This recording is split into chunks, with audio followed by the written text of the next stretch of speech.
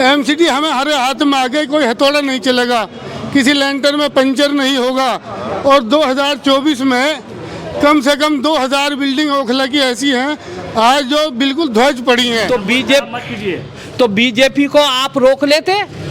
Parliament के election में 7 सीटें क्यों हार गए? कांग्रेस का और जो है आम आदमी पार्टी का तो गठबंधन था और इस वक्त है लठबंधन। कभी तो ये करते हैं आपस में गठबंधन और कभी हो जाता है इनमें लठबंधन। तो कभी गठबंधन करोगे, कभी लठबंधन करोगे और एमआईएम से कहोगे तुम इलेक्शन मत लड़ो। अगर तुम्हारे अंदर इतनी ताकत थी तो 7 की 7 दिल्ली की जो है लोकसभा सीटों को तुम दोनों मिलकर लड़े, उसके बावजूद भी तुम भारतीय जनता पार्टी को नहीं हरा पाए। बिल्कुल इंशाल्लाह तैयार है। और ये जाकिर नगर ढलान से लेके और पहलवान चौक होते हुए मेन रोड होते हुए और खलीलुल्लाह मस्जिद से निकलेंगे। एमआईएम को बी पार्टी क्यों बताते दिया जाता है भाजपा की तरफ से? देखिए, पिछले 10 सालों से कांग्रेस पार्टी दिल्ली की सत्ता में जीरो है। 2 बार विधानसभा के इलेक्शन में कांग्रेस पार्टी की 0 सीट है। आम आदमी पार्टी की पहली बार जब सरकार बनी तो 67 सीटें आई 70 में से। दूसरी बार जब सरकार बनी तो 62 सीटें आई। तो कांग्रेस पार्टी जो है दिल्ली से तकरीबन ख़त्म हो चुकी थी।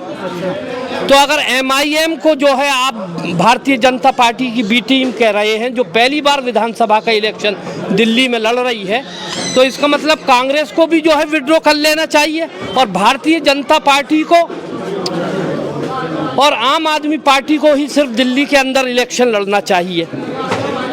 इलेक्शन लड़ने का अधिकार तो हमें संविधान ने दिया है। हमारी एक एमआईएम जो है एक पार्टी है, स्टेट लेवल की पार्टी है, जिसका जो है कभी 1 एमपी कभी 2 एमपी जो चुन के आते हैं और कदीमी पार्टी है।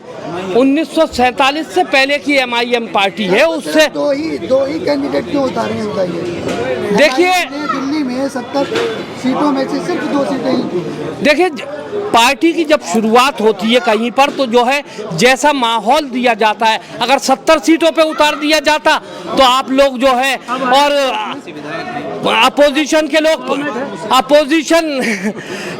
फिर कहने लगते कि जो है 70 सीटों पे क्यों लड़ाया। अब सिर्फ 2 सीटों पे लड़ रहे हैं तो अब ये सवाल है कि 2 सीटों पे क्यों लड़ रहे हैं। तो आईएम जो है दूसरों के कहने से फैसला करेगी।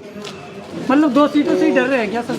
देखिए, ये सब डरे हुए हैं, सब बौखलाए हुए हैं। पिछले 30 साल तो जो है कांग्रेस ने यहाँ पर अपना दबदबा बनाए रखा। 10 साल से आम आदमी पार्टी का दबदबा है। डेवलपमेंट के नाम पर जीरो है। डेवलपमेंट के नाम पर जवाब नहीं दे पा रहे। पार्टियां जो है बगले झांकने लगती हैं डेवलपमेंट के नाम पे। एमआईएम ने एक ऐसा उम्मीदवार जो है घोषित किया है ओखला विधानसभा से, जिसके ना तो कोई पार्टी जो है कोई बुराई कर पा रही, ना उनके अंदर कोई खामी निकाल पा रही, उनसे हमदर्दी तो जता रहे। मैं ओखला की आवाम से अपील करता हूं कि शिफाउर रहमान साहब को सपोर्ट करें। उनकी अहलिया गली गली घूम रही है, उन्हें सपोर्ट करें और इस विधानसभा से यहाँ से उन्हें चुन के भेजा जाए। और मैं आम आदमी पार्टी और कांग्रेस पार्टी से भी अपील कर रहा हूँ, उनके कैंडिडेटों से भी अपील कर रहा हूँ कि 2 सीट दिल्ली के अंदर हमें दे दो, बाकी 68 सीटों पे आप लड़ लो। आपका बहुत बहुत हम शुक्रिया करेंगे। खान कह रहे हैं कि 2 सीटों से जब 1 सीट होने के बावजूद भारत की पार्लियामेंट के अंदर जहां पर 543 मेंबर बैठते हों, वहां पे एमआईएम पार्टी की तरफ से एक अकेला मर्द मुजाहिद असदुद्दीन ओवैसी जब बोलता है मुस्लिम इश्यूज पर, मुसलमानों का, चाहे वो मॉब लिंचिंग के मामले हो, चाहे वक्फ बोर्ड का मामला हो, चाहे मुसलमानों की तालीम का मामला हो, चाहे मुसलमानों की तरक्की का मामला हो, चाहे मुसलमानों की जो सिक्योरिटी का मामला हो, तो पार्लियामेंट के ऐवानों में तहलका मच जाता है। अगर जो हम कह रहे हैं कि अगर आप एमआईएम को वोट देंगे तो इसका बीजेपी को फायदा होगा, इसलिए आम आदमी पार्टी को जिताइए।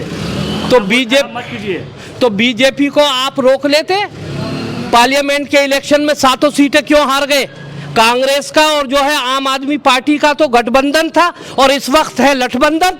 कभी तो ये करते हैं आपस में गठबंधन और कभी हो जाता है इनमें लठबंधन। तो कभी गठबंधन करोगे, कभी लठबंधन करोगे और MIM से कहोगे तुम इलेक्शन मत लड़ो। अगर तुम्हारे अंदर इतनी ताकत थी तो 7 की 7 दिल्ली की जो है लोकसभा सीटों को तुम दोनों मिलकर लड़े, उसके बावजूद भी तुम भारतीय जनता पार्टी को नहीं हरा पाए। फंडिंग का भी इल्जाम लग रहा है, गलती हो गई भाजपा की तरफ से, कह रहा है फंडिंग हाँ, हुई ये भाजपा बात की आ तरफ रही से। है कि भाजपा की तरफ से फंडिंग कोई भी सबूत दिखा दें और फंडिंग का जो है इल्जाम लगाने वाले ये साबित करें कि जो है MIM को जो है भारतीय जनता पार्टी फंडिंग कर रही है, या तो हम अपना इलेक्शन विड्रॉ कर लेंगे और अगर वो सबूत ना दे पाए तो अपने इलेक्शन से वो जो है दस्तबरदार हो जाएं।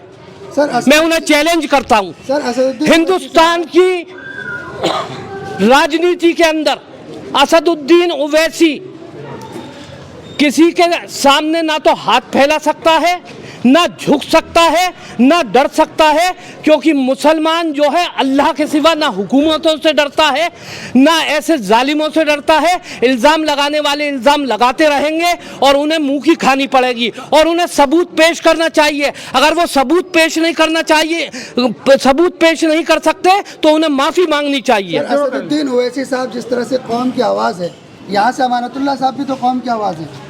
कौम की आवाज़ जो है हमने जो है देखा जमुना पार के अंदर जब मुसलमानों का कत्लेआम हो रहा था, जब कौम की आवाज़ कहाँ थी? जब CAA NRC का जो है डेमोन्स्ट्रेशन शाहीन बाग और जामिया मिलिया इस्लामिया के अंदर हो रहा था तो केजरीवाल कहते थे हमें हमारे हवाले पुलिस कर दो, हम 1 घंटे के अंदर जो है इन धरने वालों को हटा देंगे। जब मुसलमानों के मसाइल पर कोई बात आती है, मरकज निज़ामुद्दीन के बारे में जो है केजरीवाल साहब और मनीष सिसोदिया और सत्येंद्र जैन के क्या ख्यालात हैं, किस तरह से इन्होंने मरकज के खिलाफ जो है FIR कराई। पुलिस इनके हाथ में ना होने के बावजूद भी जब भी मुसलमानों को फंसाने का काम होता है तो ये केजरीवाल साहब थानों में पहुंच जाते हैं मुसलमानों के खिलाफ जो है FIR कराने। ताहिर हुसैन तो इन्हीं की पार्टी का था। कहते हैं ये सालों पुराने मुद्दे ही हैं बस इन लोगों के पास, नया मुद्दा कुछ है नहीं। नया मुद्दा आप बता दीजिए, आपके कहने से चलेंगे हम, केजरीवाल के हिसाब से चलेंगे हम, या अपने मसाइल हम खुद उठाएंगे?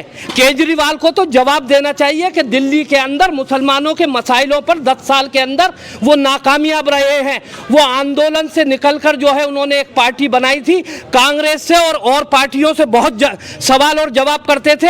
आज उनसे हमारे सवालों के जवाब नहीं दिए जा रहे। ऐसे मुख्यमंत्री को सत्ता में बने रहने का कोई अधिकार नहीं है। ओखला में हिंदुओं की आबादी अच्छी खासी है, 45% वोट है उनके, उनको कैसे लेंगे? क्योंकि 2 बार से तो आप इलेक्शन जीत नहीं पाएंगे। देखिए ऐसा है, टोटल वोट है 3,80,000, जिसमें 2,30,000 जो है मुस्लिम वोट है माइनॉरिटी का और 1,50,000 जो है नॉन मुस्लिम वोट है। पिछली बार अमानतुल्लाह साहब, क्योंकि वो 2 बार इलेक्शन जो जीते हैं, एक बार केजरीवाल की लहर में जीते हैं और एक बार जो है कोरोना काल में जीते हैं, उनके मुकाबले दोनों बार कोई कैंडिडेट टिक नहीं पाया था। उनका ये पहला इलेक्शन है ओखला विधानसभा के अंदर कि उन्हें ये इलेक्शन को लड़ना पड़ रहा है और उनके सामने एक ऐसा कैंडिडेट जिसका नाम शफाउर रहमान है, वो सामने आकर खड़ा हो गया है। कांग्रेस पार्टी यहाँ पिछली बार 5200 वोट लेके गई थी। 2,30,000 मुस्लिम वोट होने के बाद मैं आपसे दावा करता हूं और तमाम कैंडिडेटों को चैलेंज करता हूं कि ओखला की सरजमीन पर भारतीय जनता पार्टी का कमल कभी नहीं खिलेगा और यहां से शफाउर रहमान जीत कर जाएंगे। सर किन लोकल मुद्दों को आप यहां पर लेके जाएंगे इन लोगों में? देखिए, हमने लोकल मुद्दे बहुत उठाए और कोई भी पार्टी हमारे मुद्दों को हल करने में नाकामयाब रही। हम तीनों पार्टियों से पूरी तरह से मायूस हैं। यहाँ पर भारतीय जनता पार्टी के MP हैं इस सीट से, 2 सीटों पर कांग्रेस के जो है काउंसलर मौजूद हैं, 1 सीट पर विधानसभा के अंदर जो है अमानतुल्लाह मौजूद है। लेकिन ओखला के डेवलपमेंट की जब बात करी जाए तो वो पूरी तरह से जो है डेवलपमेंट के नाम पर तीनों पार्टियां नाकाम हो चुकी हैं ओखला का डेवलपमेंट करने में। सर वो तो अभी कह रहे हैं हमने 2 महीने के अंदर अंदर सारी सड़कें बना दी, सीवर डाल दिए, 2 महीने में पानी आ जाएगा। ऐसा है 2 महीने के अंदर पता नहीं उन्होंने क्या क्या कर दिया हुआ, मैं इस पे बहस नहीं करना चाहता ज़्यादा। 3 से 4 महीने में 3-4 महीने के अंदर उन्होंने जो भी करा वो जनता जानती है, जनता की क्या क्या समस्याएं जनता बखूबी जानती है और जनता बेवकूफ़ नहीं है। अगर उन्होंने काम किया होगा तो उन्हें अपने काम के नाम पर वोट मांगना चाहिए। और हम तो जो है इस ओखला के डेवलपमेंट के लिए बार बार वोट देते आए, लेकिन ओखला बजाय आगे जाने के पीछे चला जाता है। इसलिए इस बार हम जो है ओखला के डेवलपमेंट पे वोट नहीं मांग रही। MIM शिफाउर रहमान की रिहाई के लिए ओखला की आवाम से जो है वोट मांग रही है और मुझे उम्मीद है कि ओखला की आवाम जो है शिफाउर रहमान को भारी मतों से जो है वोट देकर विधानसभा के अंदर भेजेगी। पर गलियों गलियों में घूम रहे, किन मुद्दों को लेकर आप जा रहे हैं? मुद्दे ये हैं कि एक तो यहाँ लोगों का कारोबार ख़त्म हो गया, बिल्डिंग लोगों से जुड़े हुए थे, बिल्डिंग लाइन से लोग, जो एक बड़ा जत्था यहाँ पर ऐसा है जो बिल्डिंग का काम करता है, उनका 2 साल पहले, लगभग 1.5 साल पहले से MCD है केजरीवाल सरकार के अंदर। और ये लड्डू बांटे जिस टाइम MCD आई कि नहीं भाई अब जो है तो क्या नाम MCD हमें हर हाथ में आ गई, कोई हथौड़ा नहीं चलेगा, किसी लेंटर में पंचर नहीं होगा। और 2024 में कम से कम 2000 बिल्डिंग ओखला की ऐसी हैं आज जो बिल्कुल ध्वज पड़ी हैं, बिल्डोजर भी घूमे, हथौड़ा भी चला। कम से कम हज़ारों लाखों परिवार ओखला के कारोबार से घर बैठे हुए हैं, बहुत ज़्यादा परेशान हैं, कारोबार नहीं चल रहे, लोगों की दुकानें बंद हो गई। ये जवाब देना पड़ेगा ना केजरीवाल सरकार को या मौजूदा रहनुमा को। यहाँ पे ये मुद्दे हैं यहाँ के, सीवर, पानी, सड़कें, ये सब तो हैं, आप देख रहे निकल के गली में। आप डेमोलेशन की बात कर रहे हैं, जिस तरह से अभी डेमोलेशन हो रहे थे जी, क्या शिफाउर रहमान के जीतने के बाद ये सब खत्म हो जाएगा? कोशिश करेंगे शिफाउर रहमान, जब जाओ आप निकल के नहीं जाओगे कहीं तो कैसे कोई काम करेगा? घर में बैठे राजनीति नहीं होती, ना कोई काम निकलता होता है, तो आपको मैदान में आना पड़ेगा। शिफाउर रहमान जीत कर आएंगे तो इंशाल्लाह मैदान में आएंगे, इन सब चीज़ों का के लिए इलाके वालों के लिए राहत का काबिल बनेंगे। सर मतलब बिल्कुल पक्की बात है, लोग तैयार हैं इस चीज़ के लिए? बिल्कुल इंशाल्लाह तैयार हैं। और कहाँ तक का उनका हिसाब? ये जाकिर नगर ढलान से लेके और पहलवान चौक होते हुए, मेन रोड होते हुए और खलीलुल्लाह मस्जिद से निकलेंगे। 40 फुटे पे कितने बजे से? 40 फुटे पे जो है 7 बजे से इंशाल्लाह प्रोग्राम है। और मैं ओखला विधानसभा अध्यक्ष होने की हैसियत से मैं एक बात और कहना चाहता हूँ, जैसे कि अब लोग जो आम आदमी पार्टी के और कांग्रेस के लोग अफवाह उड़ा रहे हैं कि जी बीजेपी जीत जाएगी, और अगर जितनी यहाँ मुस्लिम वोट हैं ना वो कांग्रेस को देंगी ना आम आदमी पार्टी को देगी, जब शिफाउर रहमान को ही देगी, MIM को ही देगी, तो कैसे जीत जाएगी? और अगर शिफाउर रहमान जीतता है, और इंशाल्लाह हमें उम्मीद है कि शिफाउर रहमान साहब जो है जीतेंगे, क्योंकि पूरी दिल्ली में 70 सीट पे इलेक्शन हो रहा है। इतनी चर्चा में कोई भी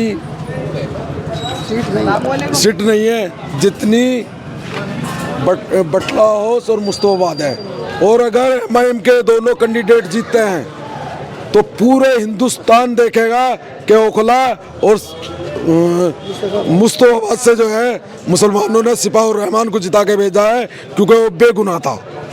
क्योंकि धरना प्रदर्शन जो NRC का हो रहा था, शाहीन बाग पे जो हो रहा था, वो जो है ये माना जाएगा कि मुसलमान जो है ये धरना प्रदर्शन सही कर रहे थे अगर शिफाउर रहमान साहब जीतते हैं तो। और इंशाल्लाह हमें उम्मीद है कि जीतेंगे।